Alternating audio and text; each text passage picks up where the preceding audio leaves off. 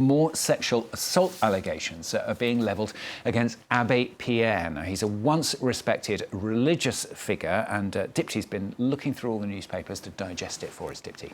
Yeah, that's right, Stuart. Once respected, that's really the key word there, because Abbé Pierre died in 2007 at the age of 94, and he did have a sort of mythical aura about him, at least for people here in France. He was a Capuchin monk who gave away his inheritance at the age of 18. He was part of the French resistance during the Second World War. He later on, in the later years, he had a pretty prominent political career, and he became an emblem of Christian self-sacrifice, especially after founding the Emmaüs movement, a charity for the homeless and the poor here in France. He also backed France's Resto du Cœur, that's a very famous soup kitchen, a series of soup kitchens here. He was admired in that respect for his selflessness and his charity until July.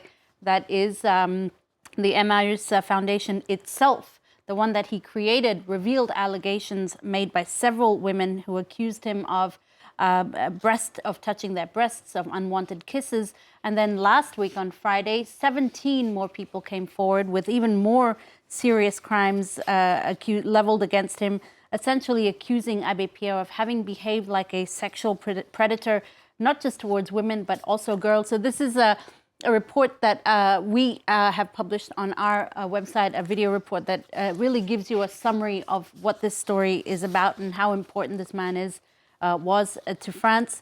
Now, what happened on Monday is that Radio France, the investigative unit there, actually revealed documents showing that the Catholic Church and Emmaüs were aware of these allegations as early as the 1950s, and that there was this active effort to cover it up in order to preserve his reputation.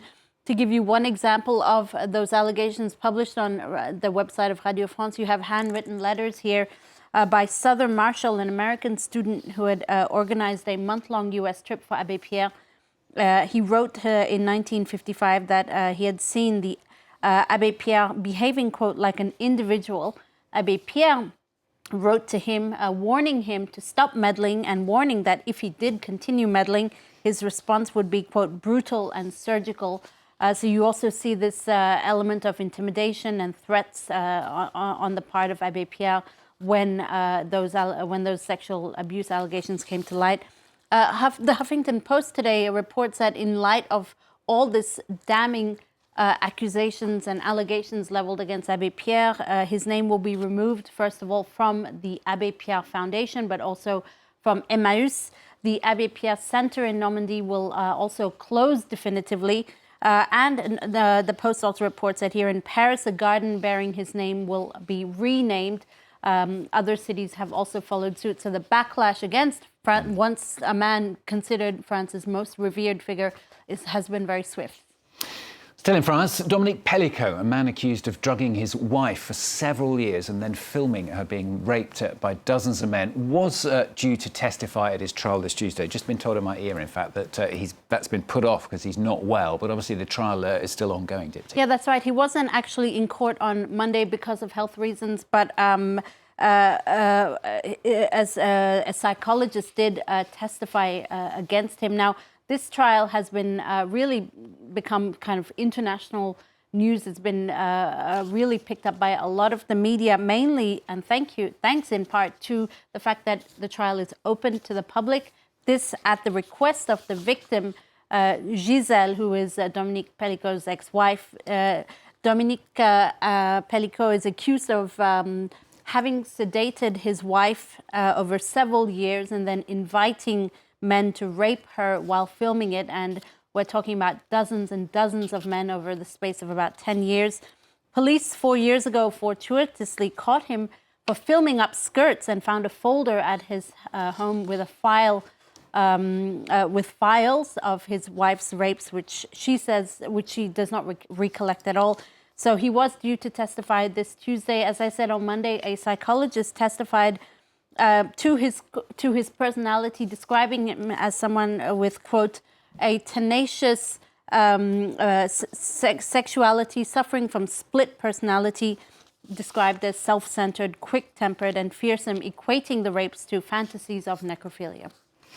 Finally from Dipti, Paris, the lovely, wonderful mascots that we've just grown to love over the last few months from the Olympics and Paralympics. Some are enchanting the fans, and they're disappearing, aren't they? Well, they've said goodbye, or at least they were saying goodbye to the last of the Paralympians leaving the French capital on Monday. We've seen them everywhere this summer, Stuart, trying their hand at Olympic sports, rubbing shoulders with Snoop Dogg, dancing, tripping, falling hilariously. Now, as I said, they said goodbye to the last of the Paralympians yesterday in a video published by Huffington Post. This is at Paris's Gare du Nord. Dancing, getting a rapturous welcome there, or goodbye if you like. They also became a viral marketing success for the Olympic organizers, adding much needed cuteness and cheeriness to the world. Not bad for a mascot that was derisively compared to a clitoris, you might remember, when it was first unveiled in 2022. Sorry. I quite like it. It's quite cute. Apparently there are calls for it to come back for the Winter Olympics, which Paris is one. You never could you see one skiing, couldn't you? Dipti, thanks a lot. Dipti with the papers on France 24. More news in just a few seconds' time.